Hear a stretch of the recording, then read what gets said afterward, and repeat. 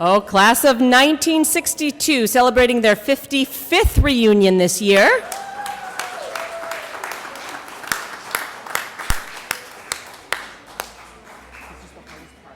Here comes the class of 1952.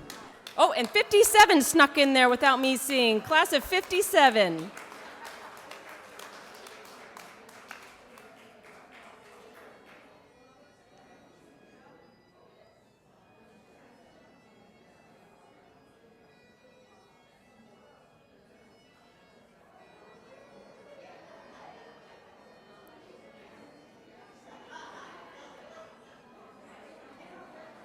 And here comes the golden class of 1967 celebrating their 50th reunion.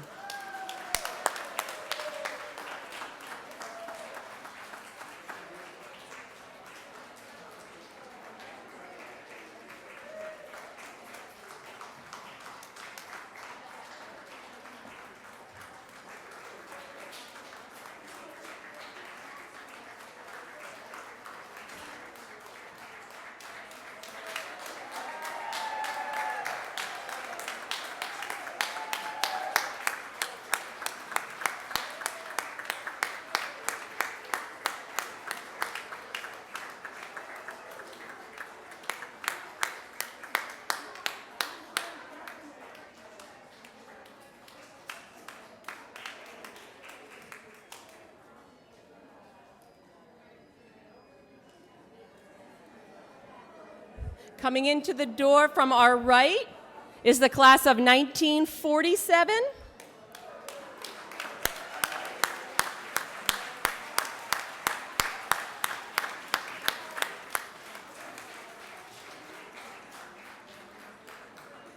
And celebrating their 75th reunion, the class of 1942.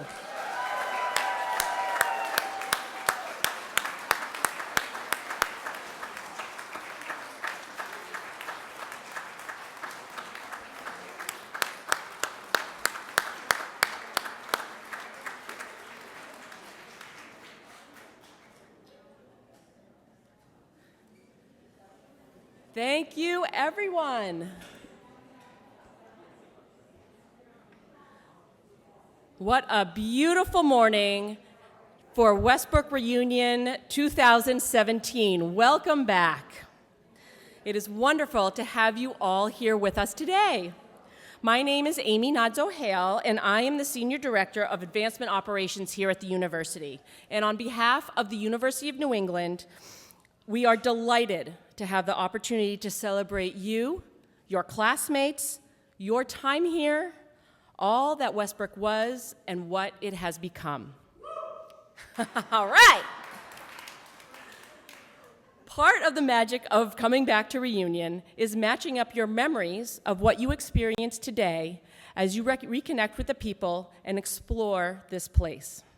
Perhaps you will have a jolt of recognition, the smile of a classmate that time hasn't changed, or the curve of a walkway that brings back a memory you haven't thought about in years.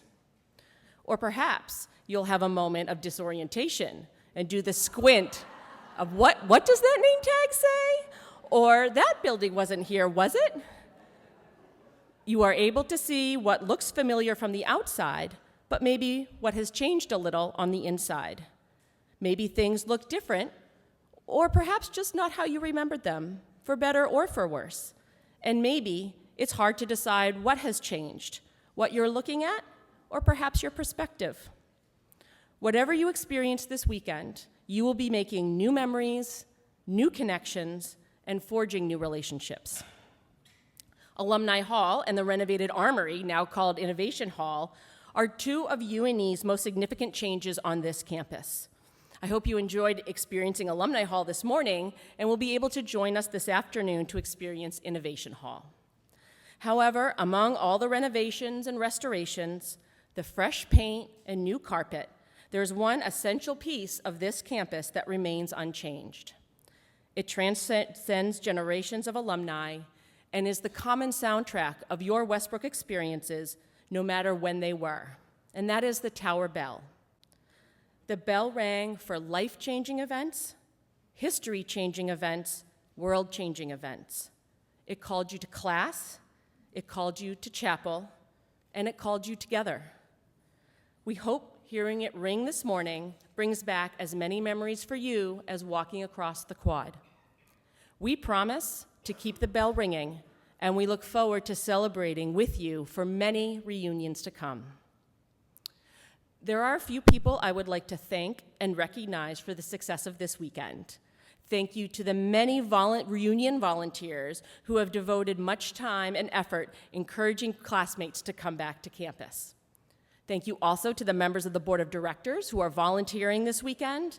And I would also like to thank my staff in the Alumni Advancement Office, as well as all of our student workers who have done so much to make this weekend a special one. I would also like to thank all of you for the efforts that you have made to be here this weekend. We have alums from all over the country today, from the top of Maine to Florida, Texas, Oklahoma, and California, and all sorts of places in between. Thank you, everyone, for being here today.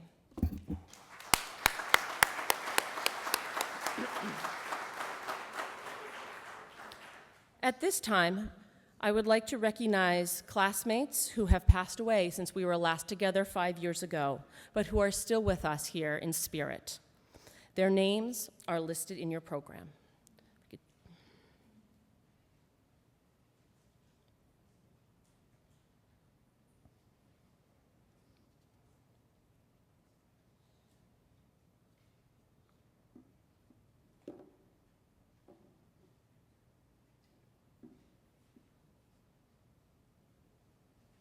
Thank you. And at this time, I would like to say that we not only have folks who are all with us today, who are not with us today, and many of them have joined us thanks to technology and Facebook, on Facebook Live. Up there, Dave Daddiego, if you turn around, we have 13 folks who have logged on, so what I'd love for you to do is wave and say hello to them. Wave. We're glad you're here. Thanks for logging in. And now at this time, I would like to introduce Chris Corbin Price, who is the incoming president of the Westbrook College Alumni Board of Directors, to lead this annual meeting. This would have been Ginny Ketch, who is our outgoing president's final meeting as president of the board. However, she is the mother of a very accomplished senior track star and is off cheering him on today as he competes in the New England Championships. We will miss having Ginny on the board, but I have a feeling she will only be a phone call away. But we are delighted to have Chris as our new president and Kathy Bascom-Rich as our new vice president.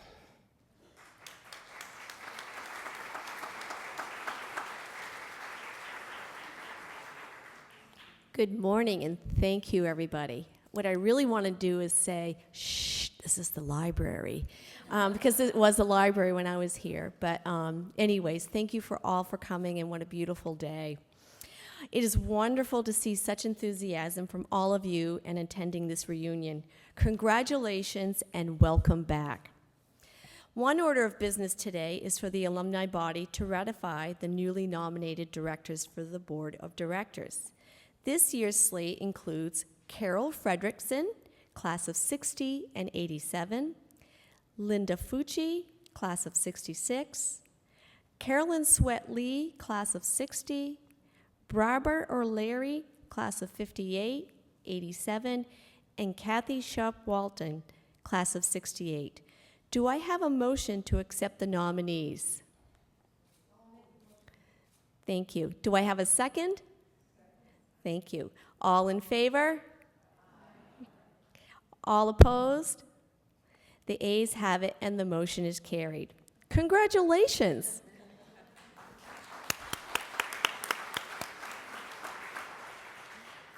I also would like to thank the outgoing members of the Alumni Board. Betty Smith-Canton, classes 75 and 77, who was not able to come today because her precious little granddaughter is in town. Judy Hawks, classes 59. Judy, where are you? Hey, Judy. Deb Schofield-Reed. Judy, excuse me, Deb. No. for their service and dedication to Westbrook College and the university. Please join me in a round of applause for all these wonderful volunteers.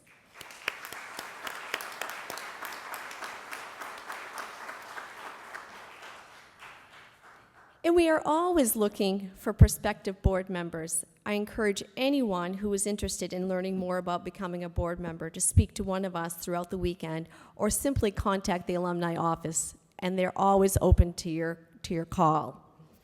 It is also my pleasure to report on the 2016-17 fundraising results.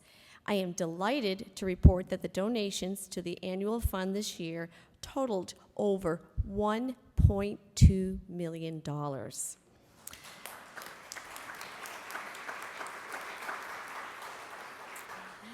And the number of donors giving to UNE continues to increase every year. Thank you to all who participated. Our gifts are a way to say thank you to the alumni who came before us and whose gifts improved our experience on campus. Now it is our turn to do the same for today's students. Westbrook alumni are also making a difference for tomorrow's students through planned giving and by including the university in their will. Making a special gift in honor of reunion is a Westbrook tradition, and listed in your program are this year's class totals. This year, we have had the highest annual dollar totals from reunion classes since 2012. The class of 1977 had the highest dollar total. Yay! The class of 1962 had the highest number of donors. Yay! And the class of 1957 had the highest participation. Yay! Thank you to all of our donors this year.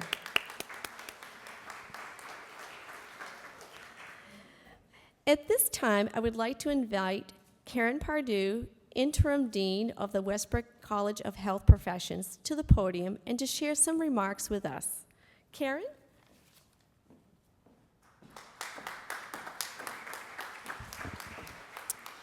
Good morning, everyone. Thank you. I am so delighted to be here with all of you and to celebrate this reunion weekend. Having been a faculty member here on this campus for the last 18 years, I have always felt proud to have the responsibility for moving forward and carrying forward the Westbrook spirit and instilling that in our students today.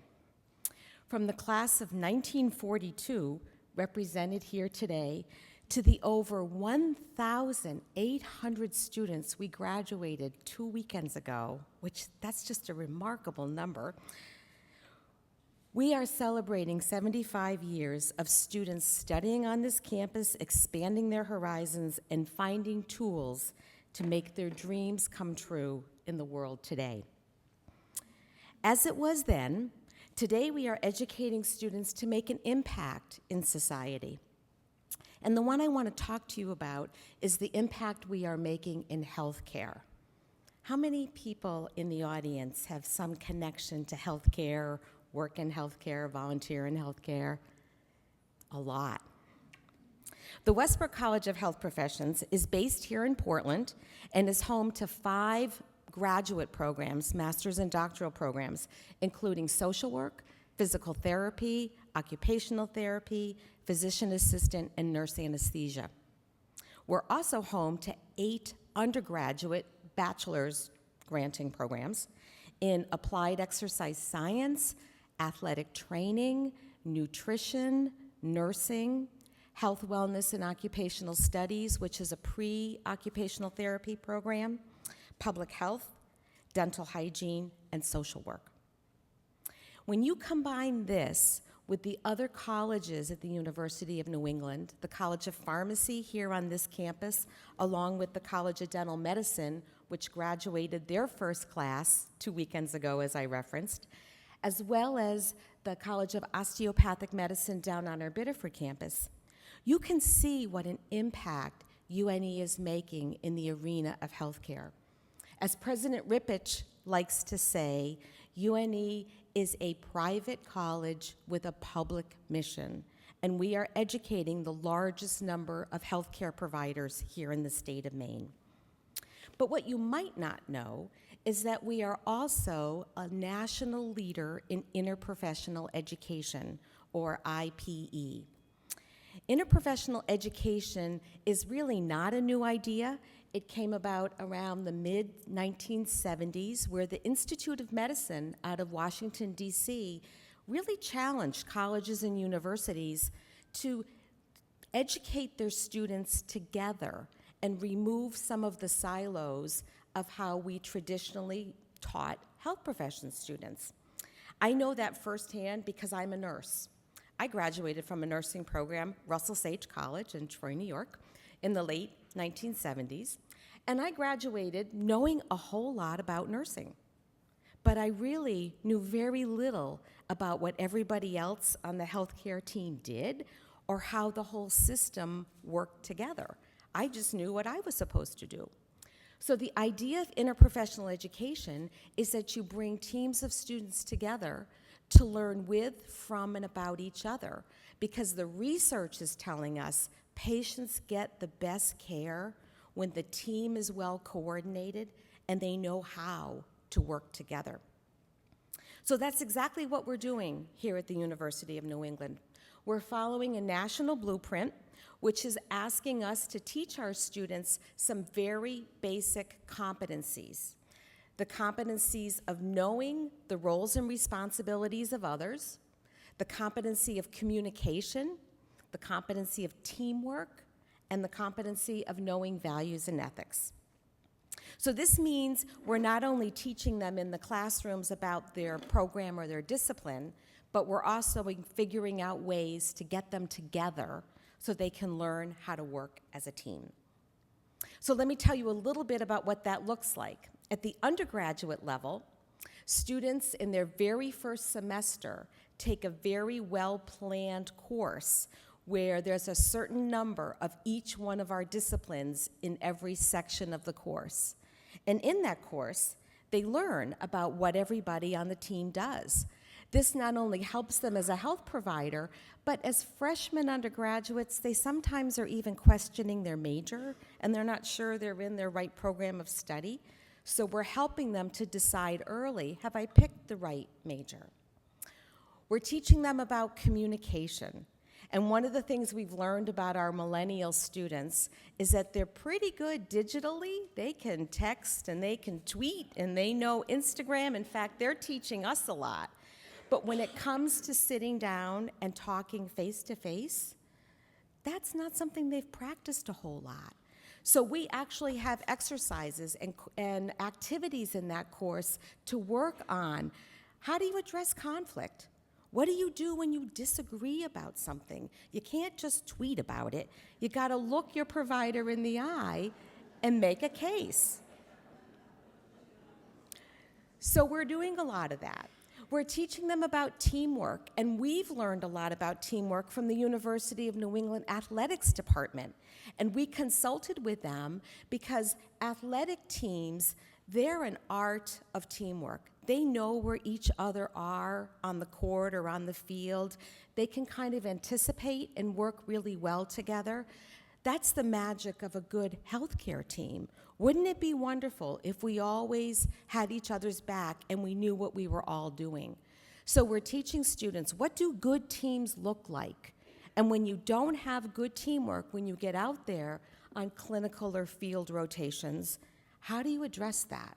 Because the person who suffers in the end is the patient and their families. And we're trying to graduate students who can provide exemplary patient care and be leaders in this new healthcare arena.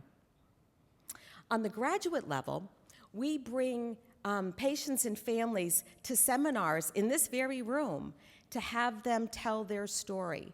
And some patients have wonderful stories to tell about the care they've received, and others have had disconcerting or even at times frightening experiences with what's happened in their healthcare delivery.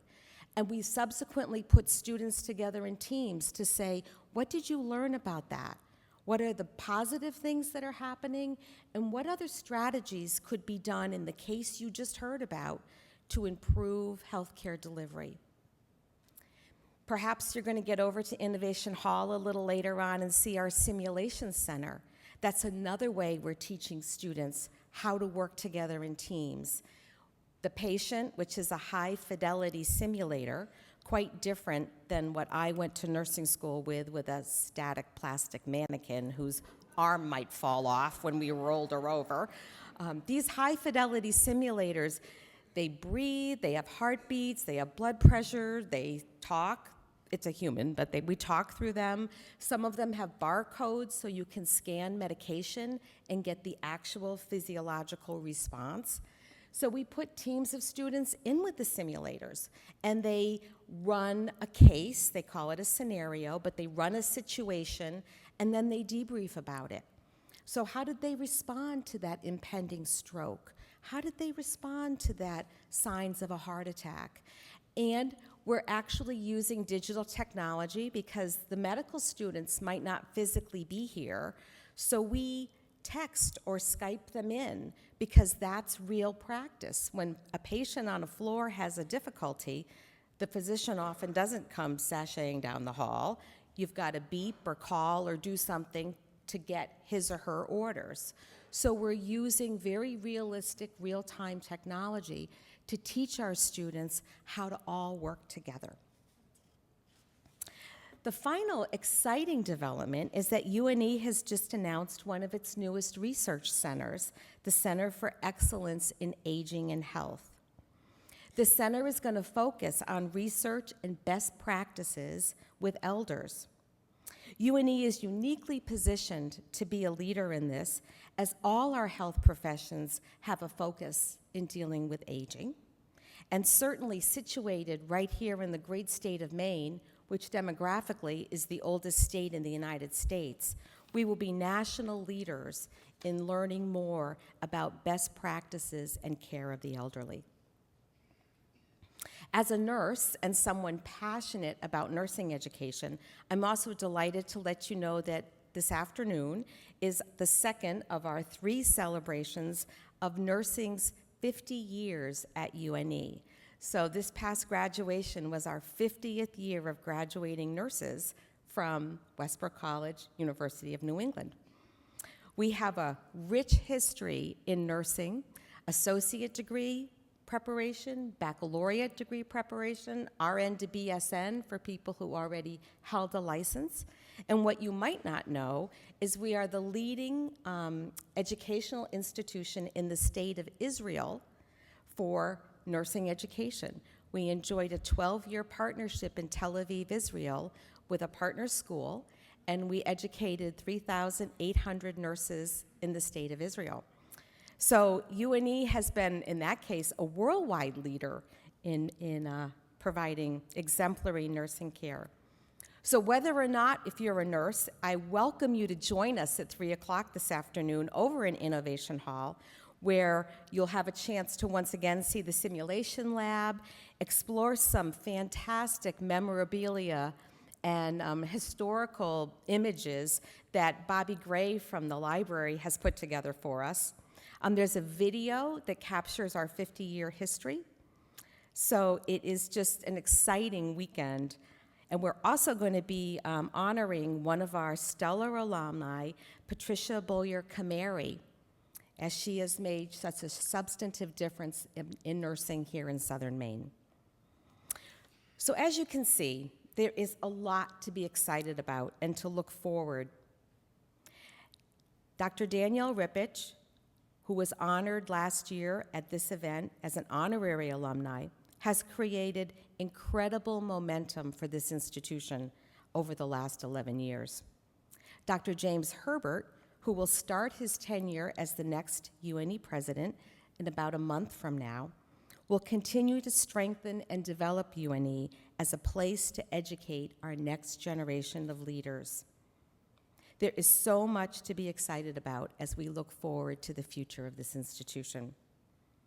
I thank you for giving me a moment to tell you about all of the exciting health profession developments, and I look forward to seeing you across campus this afternoon.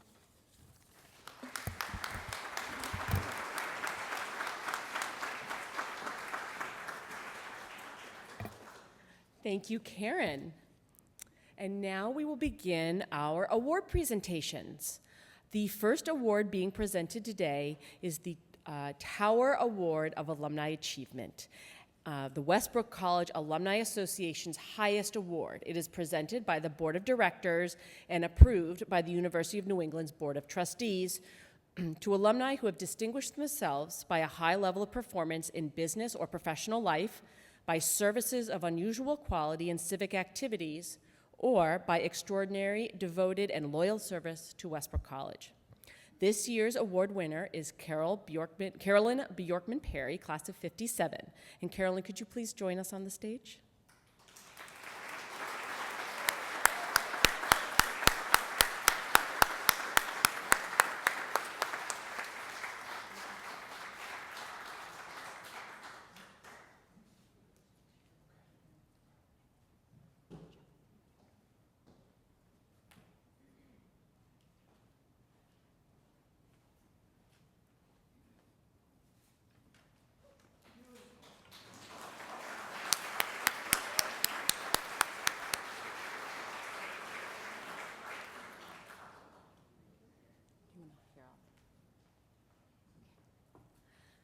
Carolyn is from New Britain, Connecticut, and graduated from Westbrook Junior College in 1957. During her time at Westbrook, her friends and classmates called her BJ. In the senior class yearbook, the short description for Carolyn said she has an exuberant spirit which no one can forget, and that's still true today. After her graduation from Westbrook, Carolyn trained at Maine Medical Center, then moved to Virginia to work in a lab at the Martha Jefferson Hospital. When she moved back to Maine, she worked at the Augusta General Hospital, becoming interim chief of the lab there. In the 1970s, Carolyn entered the real estate industry and became a realtor. As she had done with many of her pursuits through her life, Carolyn rose to the top of her new profession, earning Realtor of the Year in 1984. Throughout her career, she has served on several boards, including the Kennebec Valley Board of Realtors, Maine Association of Realtors, and the Zoning Board of Appeals in Augusta. And currently, Carolyn is serving on the planning board of Windsor and is an honorary corporator at the Kennebec Savings Bank. In addition to her successful professional career, Carolyn has been an active volunteer and community leader. Since 1987, Carolyn has been a dedicated member and leader of the Kiwanis International, a service organization focused on helping children grow, thrive, and prosper all over the world. In 2002, she became the first woman governor of the New England District of Kiwanis. Her dedication to Kiwanis has been recognized with several awards, including the Kiwanis Leadership Award, the Tablet of Honor, the George F. Hickson Diamond Level 8 recipient. In addition to her work with Kiwanis, Carolyn has still found time for Westbrook as a member of the Westbrook College Alumni Board of Directors and as her class president. For her professional achievements and longtime commitment to Westbrook College, we are excited to present Carolyn with the Tower Award for Alumni Achievement. Congratulations. Oh. Thank you.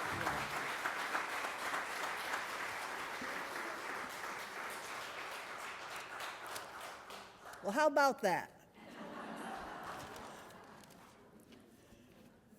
I've been around doing nothing.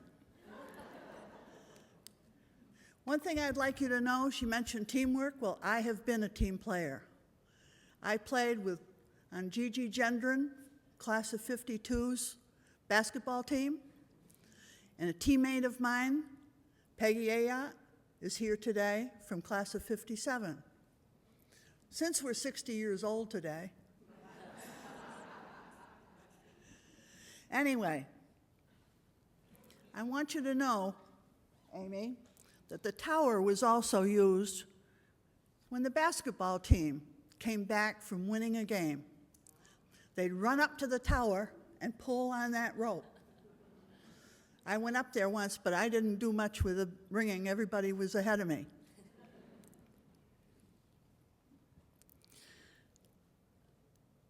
I want you to take you back 60 years.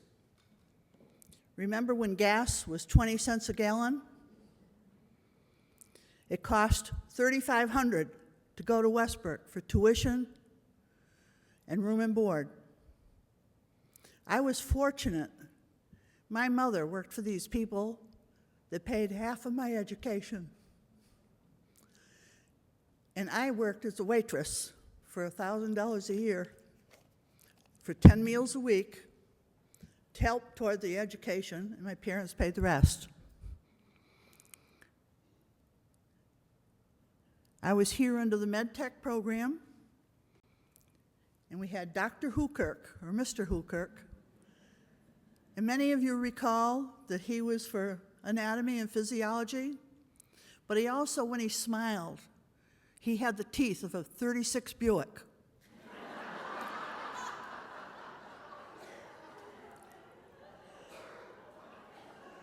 A lot of you remember him, huh? Also, Mr. Gordon. He was our chemistry teacher. Remember, he had the little sagging eye? Well, unfortunately, he had an experiment that had a malfunction.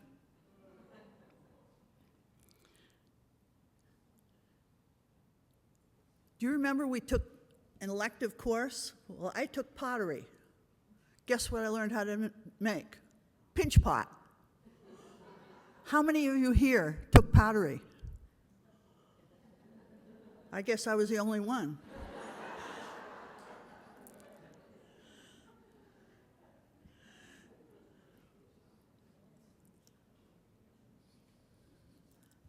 Also, we had philosophy. How many of you remember philosophy? That was a mandatory course. We learned that a rose is a rose is a rose is a rose. Can you imagine paying tuition to learn that?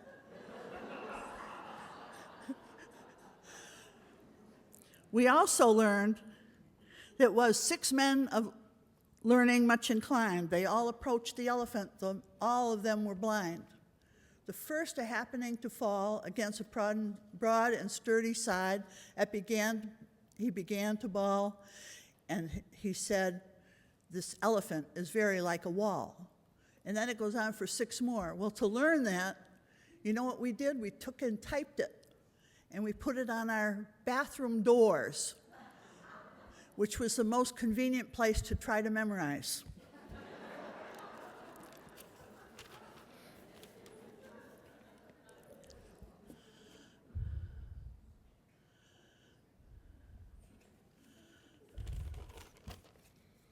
Let me turn the page.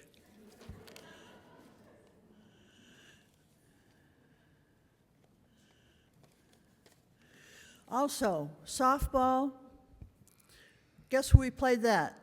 Out where your art museum is now. I don't know where they play it today. And field hockey was out there as well.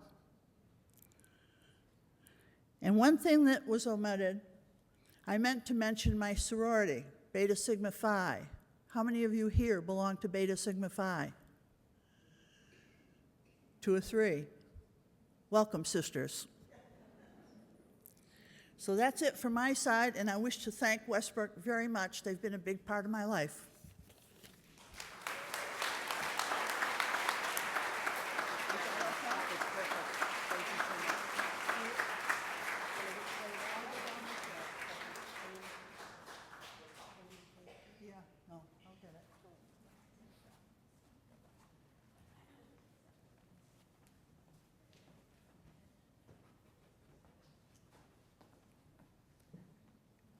Thank you, Carolyn.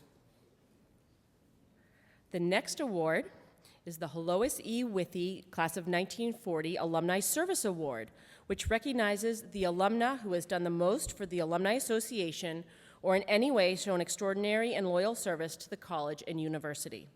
Would this year's service award winner, Patricia Melcher Lockwood, Class of 1947, please come to the stage.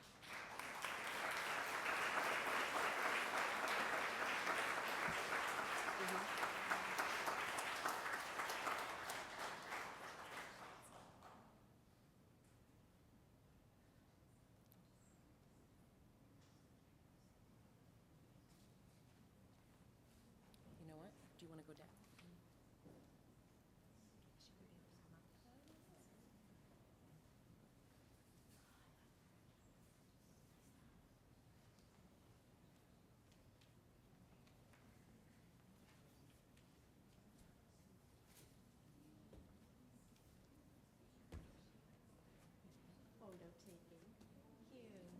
you.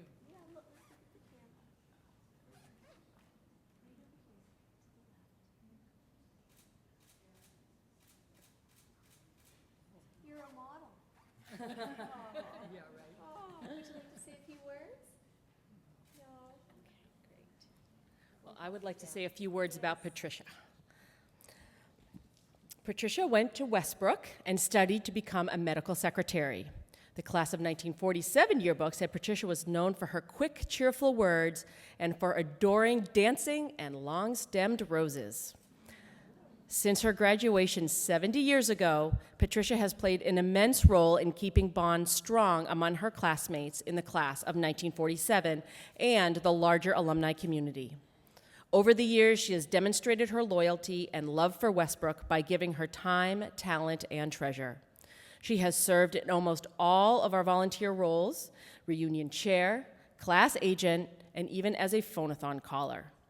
In each of these roles, she has shared her love of Westbrook with others and encouraged long-lasting friendships. And because of her service, we are thrilled to honor Patricia with the Holoasi Withy Class of 1940 Service Award.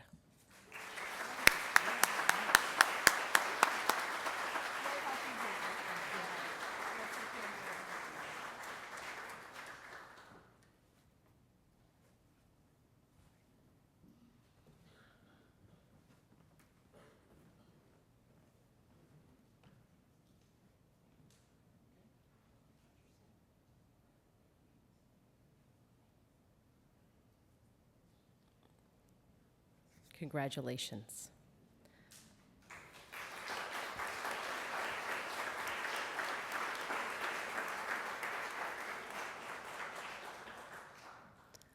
Our final award this morning is the Honorary Alumni Award, which is given to an individual who has shown high interest and given substantial service to the Westbrook College Alumni Association.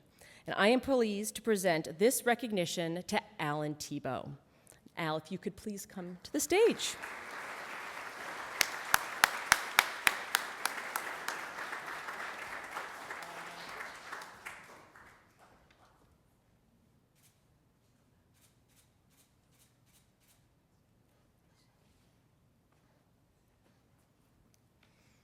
Many of you may recognize Al, as he often, where are you? Okay. Volunteers his time to conduct tours during reunion for returning alumni.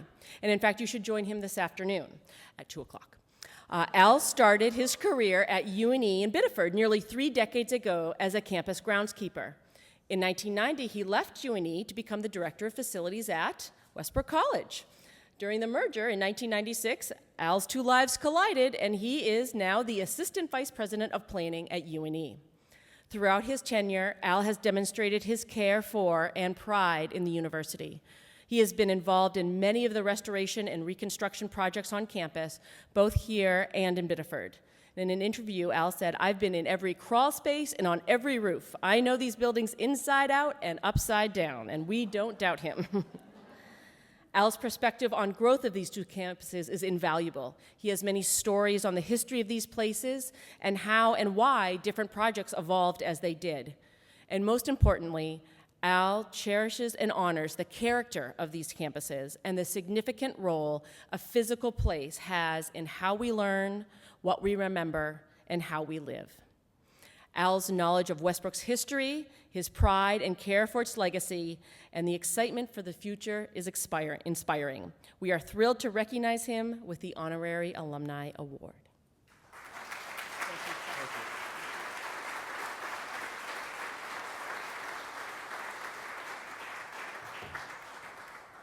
Thank you very much, and welcome back to campus. I am humbled to receive this award today. Karen spoke a lot about the academic programming that has gone on at this institution for many, many years. I have a slightly different perspective. It's about the sense of place.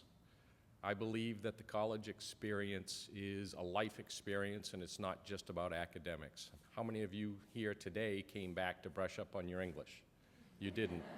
You came back today to renew memories, to share friendships again, reignite friendships in some cases, and to feel a sense of place again when you come back here.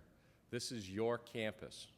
We've been tuition-driven for a long, long time. Every dollar it was spent in your tuition bought you a share in this institution. Doesn't matter if the name on the campus sign out front is University of New England, Westbrook College, Westbrook Seminary, Westbrook Junior College. You are all owners of this campus in my mind.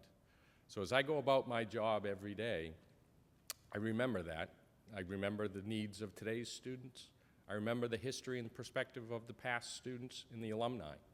And I look towards the future and how we're going to build for next generations while preserving the history and the sense of place on this campus. You'll walk around today and you'll see lots of changes, and I hope you enjoy what you see and the preservation that has gone to protect and preserve the memories that you have with a lot of the restoration that we've done. I hope you'll find that we've been good stewards of your shares of this campus and this institution, and we encourage you to come back time and time again and be part of this institution and this family. And I'm thankful and hopeful that I'll be here when you come back next. Thank you very much.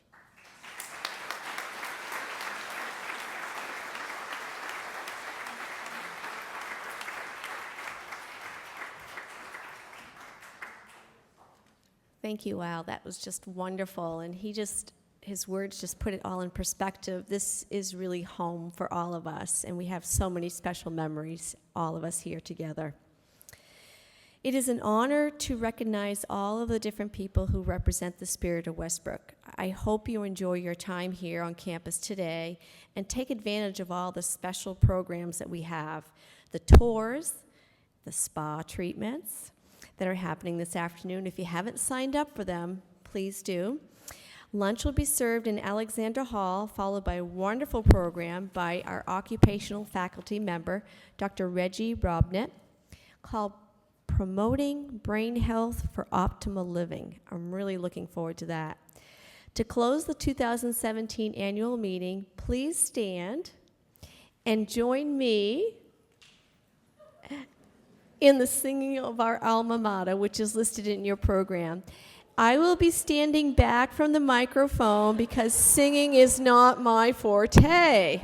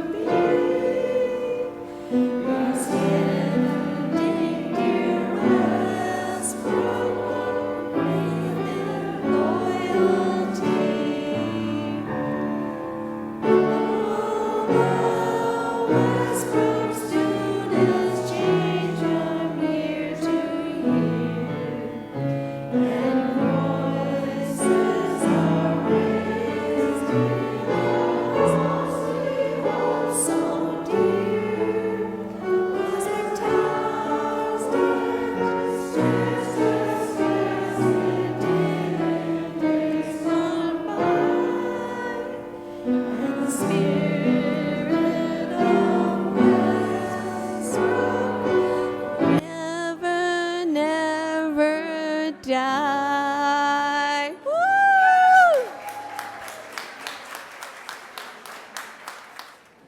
That concludes our program for this afternoon.